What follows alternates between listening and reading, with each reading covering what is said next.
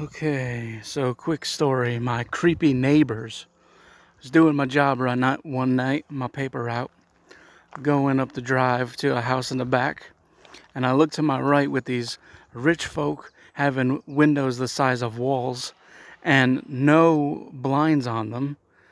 And I'm looking to my right, it's all dark. They're at a table holding hands with the candles lit.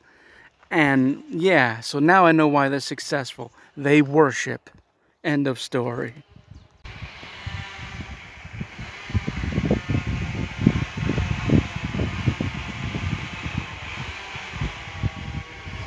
What the?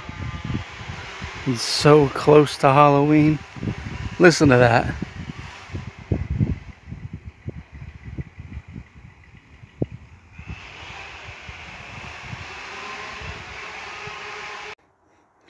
Finally, something new.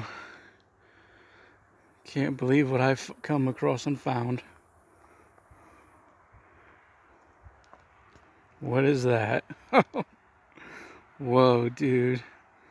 Totally worth a night visit someday.